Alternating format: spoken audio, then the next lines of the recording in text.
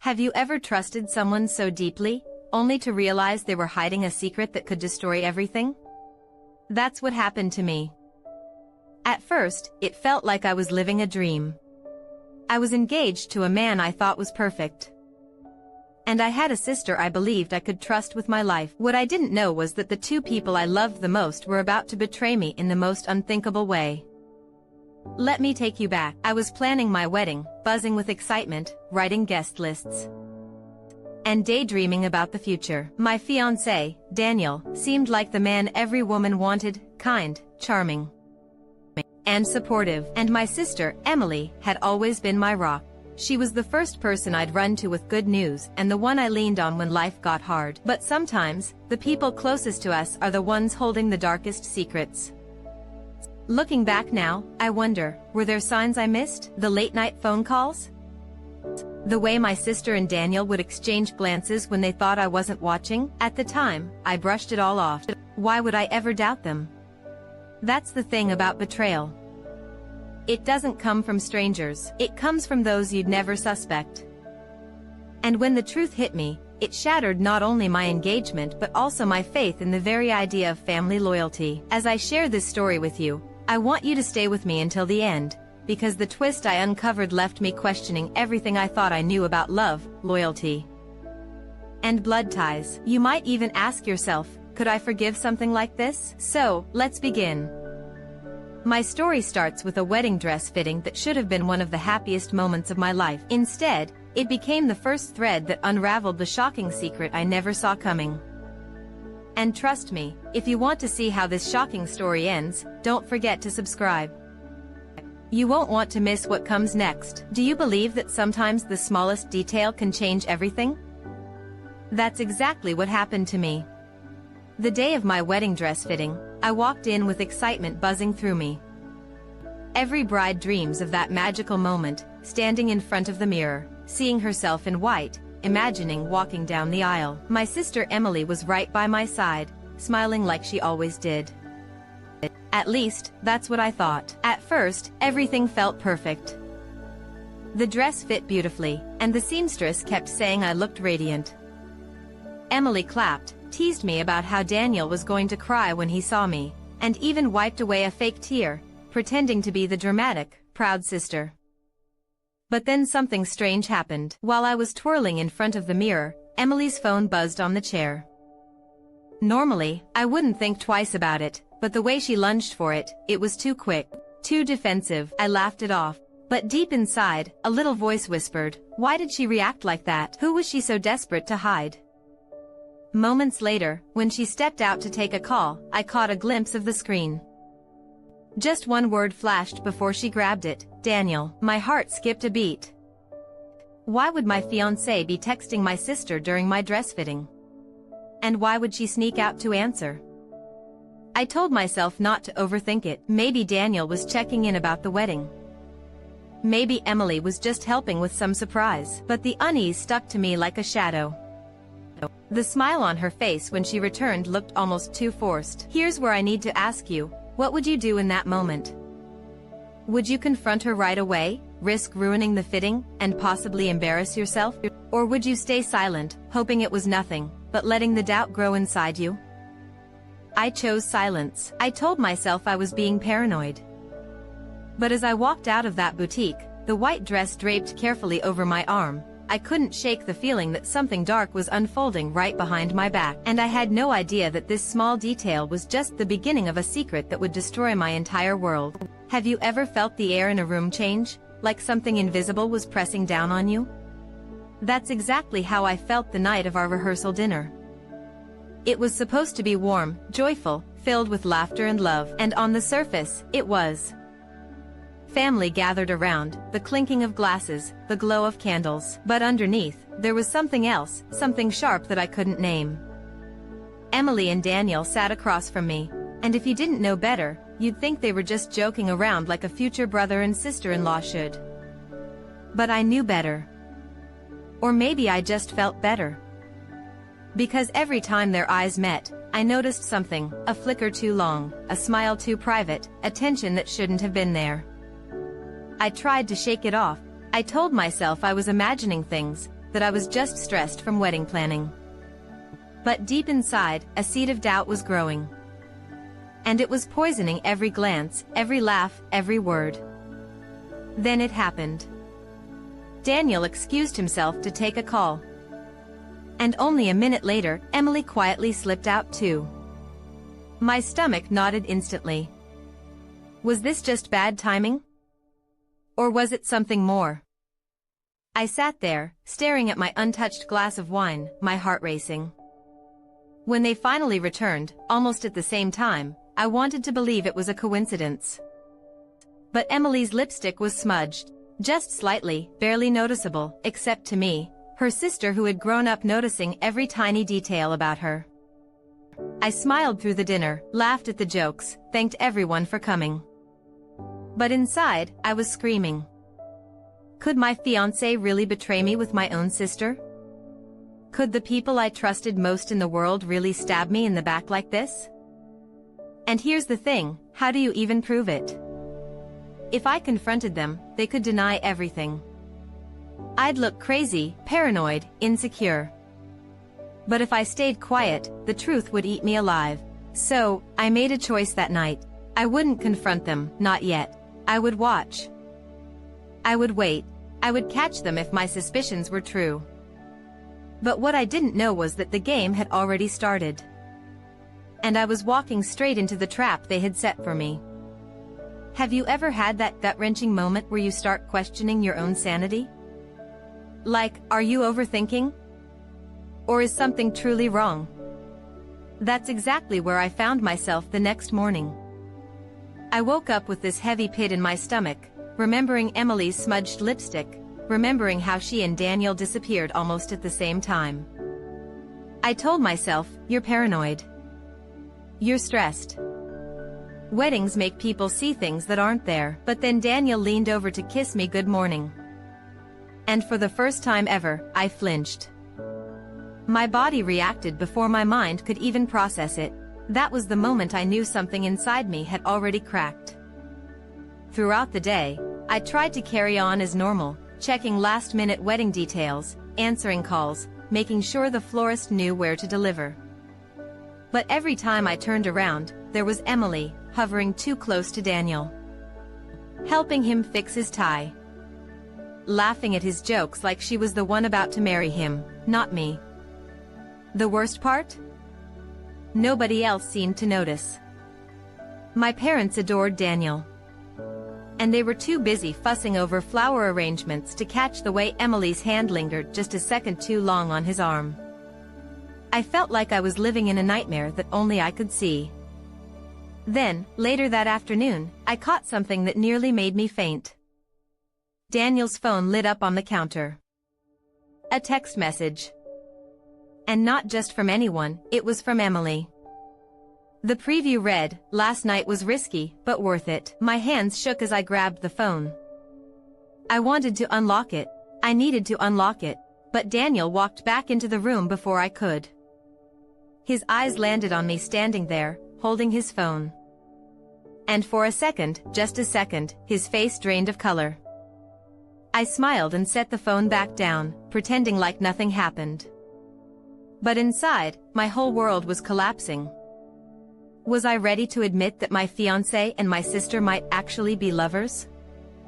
Was I strong enough to face the truth, or was it better to bury it, to pretend I hadn't seen that text, to go through with the wedding and live a lie? The choice felt impossible. But deep down, I already knew, I couldn't unsee what I'd seen. I couldn't unknow what I now suspected. And soon, I was about to discover just how far their betrayal had already gone. What would you do if the proof of betrayal was right there in front of you, staring back like poison, but you couldn't quite grab it? That's exactly how I felt after reading Emily's text on Daniel's phone. My mind screamed confront them. But my heart was still begging for an explanation, a loophole, anything that could make it all less real. That night, I couldn't sleep. Every time I closed my eyes, I saw Daniel's face and Emily's smile merging into one awful picture. I tossed and turned, my thoughts racing like wildfire. Finally, I gave up trying to rest and crept downstairs to get some water. That's when I heard it, whispering. Two voices. His voice. Her voice. I froze halfway down the staircase. My pulse was pounding so hard I could hear it in my ears. They were in the kitchen, laughing in hushed tones, like they were sharing some forbidden secret. I pressed my back against the wall and tried to listen. I caught fragments.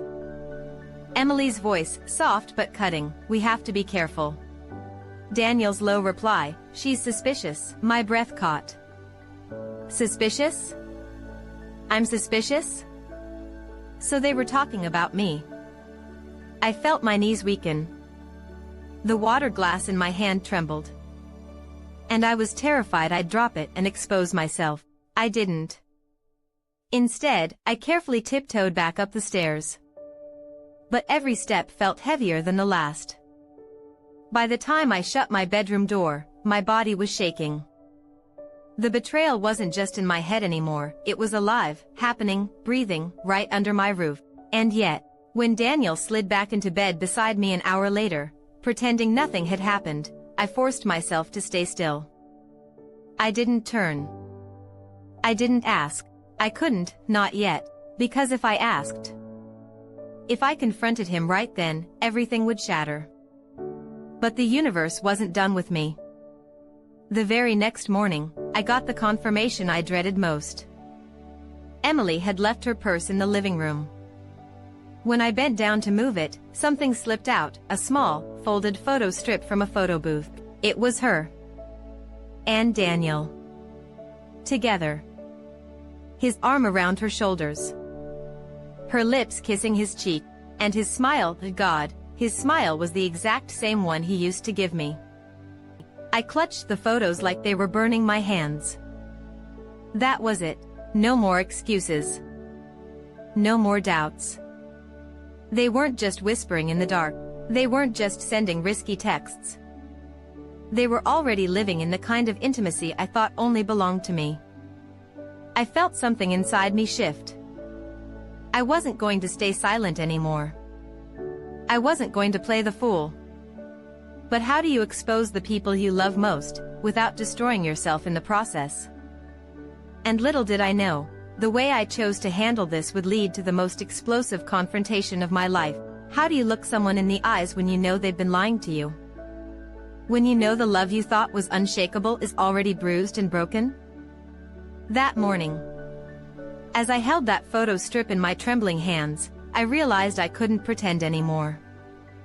Daniel walked into the living room, stretching like it was any ordinary day. His hair messy, his smile easy. As if nothing was wrong.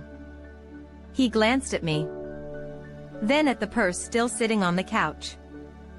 And in that moment, I saw it, the flicker of panic in his eyes. He knew. He knew I had seen. I didn't shout. I didn't cry. Instead, I held the photo strip up between us like a weapon. My voice was steady, colder than I'd ever heard it. "Do you want to explain this?" The color drained from his face. He opened his mouth, then shut it again. His hands clenched into fists at his sides. "It's not what you think," he muttered.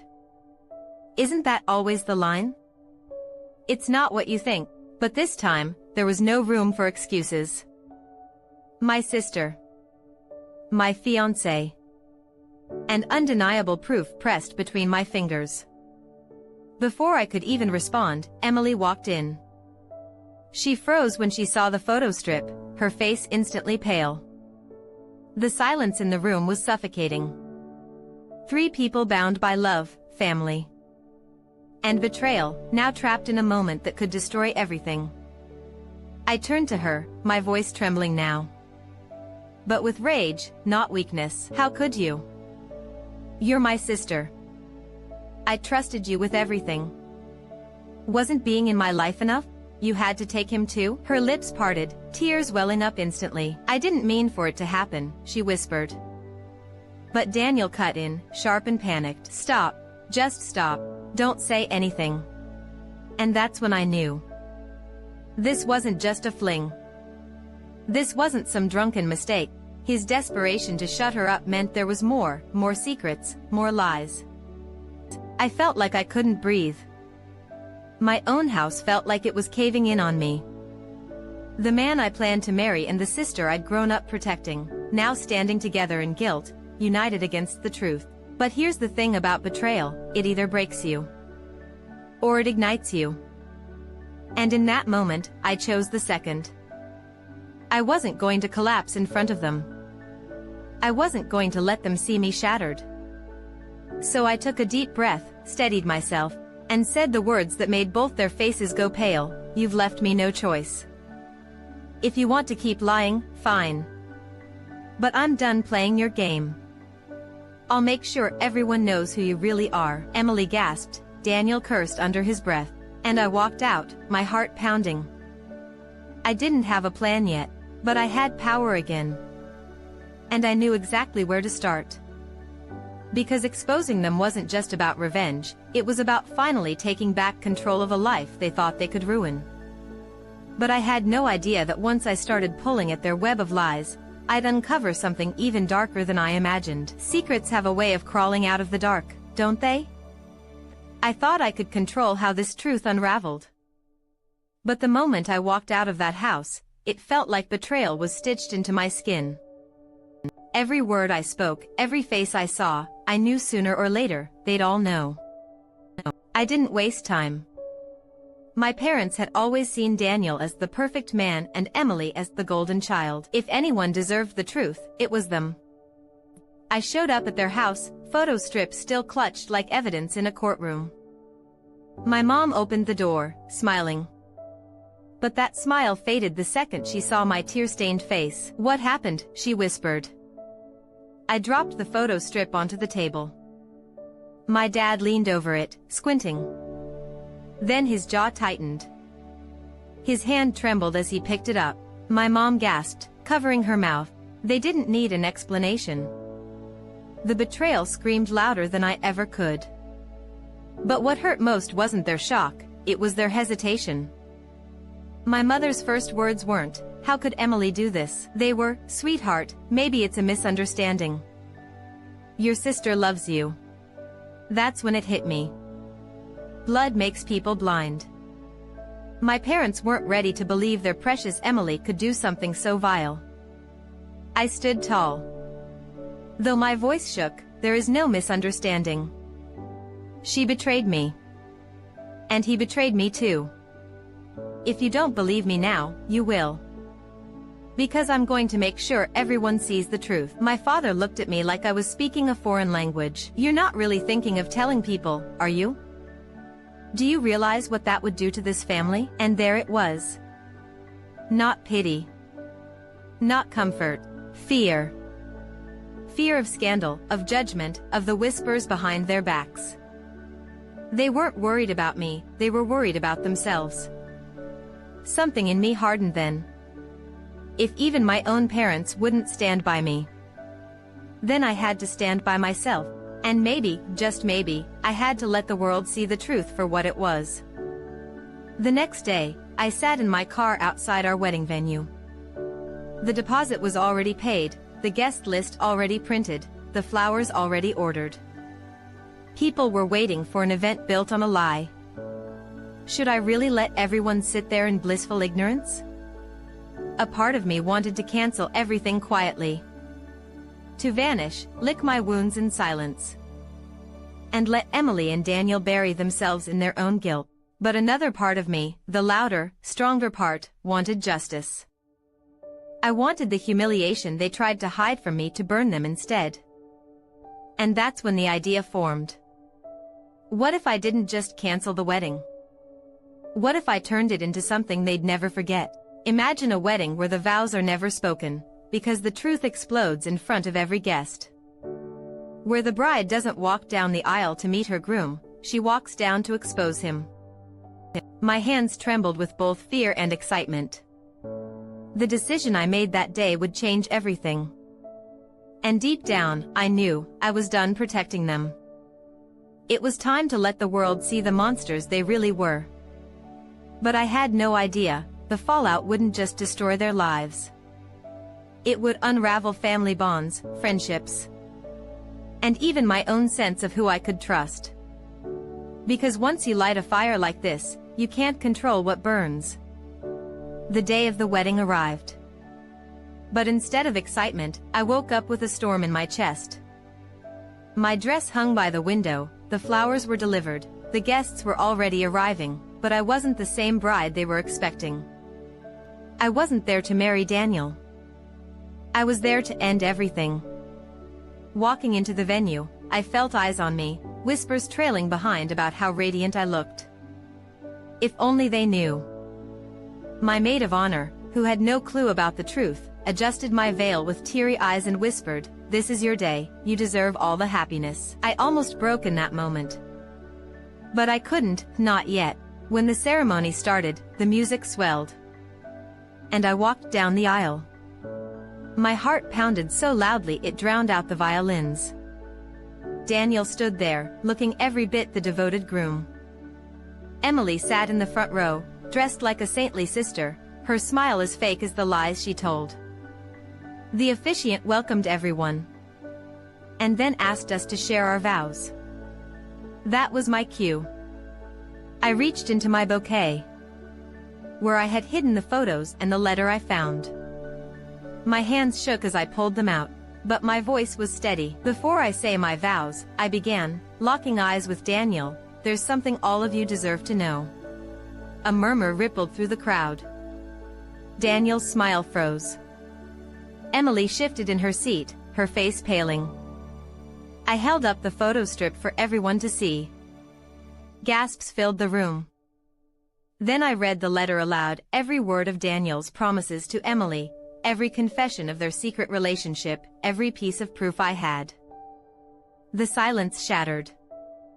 Guests gasped, some shouted, others covered their mouths in horror. My mother's face turned white. My father looked like he'd aged 10 years in a second. Daniel stepped forward, stammering, "This isn't what it looks like," but I cut him off. "No, Daniel. It's exactly what it looks like." Emily tried to stand, her voice trembling. "She's lying. She's twisting it," but the photos in my hand told the truth better than I ever could. The crowd turned their eyes on her, judgment sharp and merciless. And then, chaos erupted. My aunt stormed out, muttering about disgrace. Friends of the family whispered in disbelief. A few guests even pulled out their phones, recording everything. My betrayal was going viral before my tears had even dried. I took a deep breath and faced Daniel one last time. "You wanted me to be your wife. You wanted my sister to be your secret. Now you have nothing. Congratulations." Then I dropped the bouquet, lifted my dress, and walked down the aisle, not as a bride, and as someone reborn from the fire of betrayal. Behind me, Daniel shouted my name, Emily sobbed into her hands.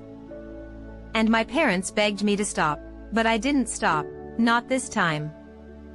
And as the heavy doors of the venue slammed shut behind me, I realized something chilling. I had set the truth free. But the war was far from over. Because exposing them wasn't the end, it was only the beginning. The moment I stepped out of the wedding hall, the air felt different, thick, heavy, electric with whispers. I thought walking away would feel like freedom. But instead, it felt like stepping into the eye of a storm. Within minutes, my phone buzzed non-stop. Videos of my public revelation had already made it online. Clips of me reading the letter, Daniel's stunned face, Emily's denial, everything was there, spreading like wildfire. Strangers commented, some calling me brave, others saying I had ruined my family's dignity. I had gone viral. But not in the way anyone dreams of. Inside the hall, chaos brewed.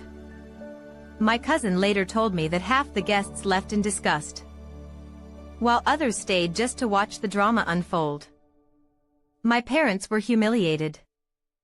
My father's voice cracked as he tried to calm people down, while my mother sat frozen, unable to look anyone in the eye.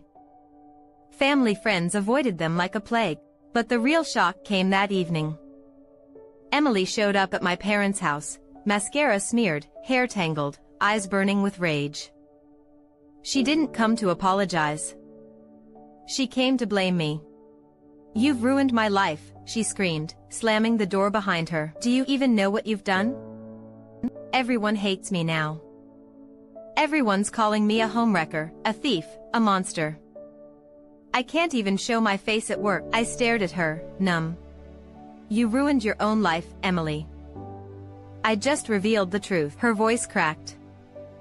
But she didn't stop. "No, you don't get it. You think you've won. But you haven't. Daniel still loves me. He told me he only proposed to you because of pressure from your family. He chose me, not you." The words sliced deep, but I didn't flinch. "If that's true. But he's welcome to you. Because I'm done." My parents, who overheard everything, finally exploded. My father's face turned red with fury. "Emily, how could you? With your own sister's fiancé? In our house, behind our backs?" His voice shook the walls. My mother sobbed, whispering, "I raised you both. How could one of you destroy the other?" But Emily stood tall, defiant even through her tears. "Don't act like you were saints.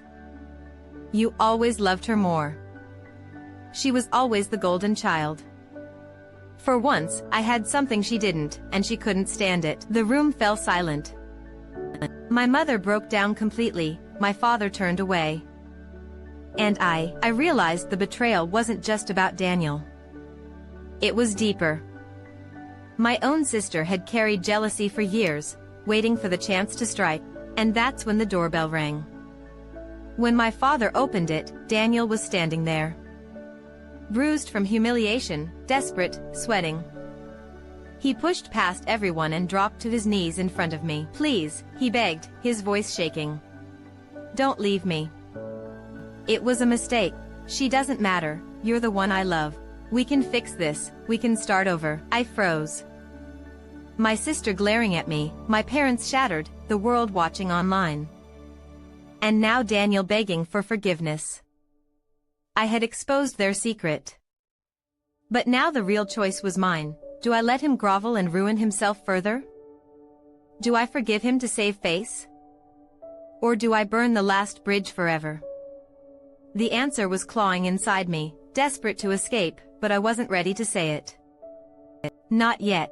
Silence filled the room. Daniel was still on his knees, trembling, his voice breaking as he begged for another chance. Emily stood to the side, arms crossed, fury burning in her eyes. My parents were caught between heartbreak and rage. And me? I felt nothing. For so long, I thought losing Daniel would break me. I thought betrayal from my own sister would destroy me.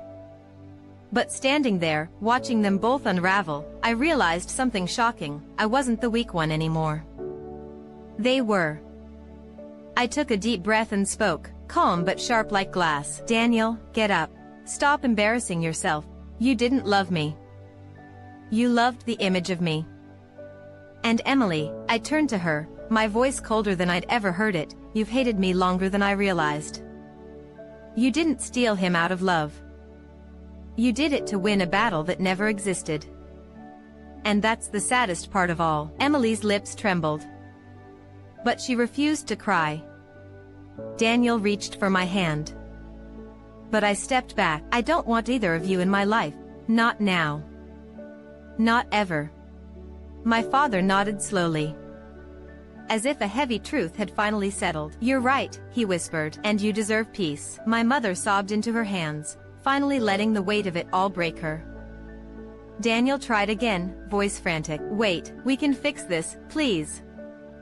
I'll leave her, I'll prove myself, I cut him off. "You already proved yourself, just not in the way you think." And with that, I walked away. I didn't scream. I didn't cry. I didn't even look back. For the first time in years, I chose myself. Weeks passed. The videos online kept spreading, turning me into something I never expected, a symbol. Some called me heartless, others called me brave. But none of that mattered. Because while the world gossiped, I was building something new, a life that wasn't defined by betrayal, secrets, or someone else's shadow. As for Daniel and Emily, their story crumbled. He lost his job after the scandal, his family's reputation shattered. Emily, isolated and hated by her own friends, moved away, leaving behind nothing but whispers and pity. The two of them got exactly what they had chosen, each other. But at the cost of everything else. And me? I wasn't broken anymore. I was free.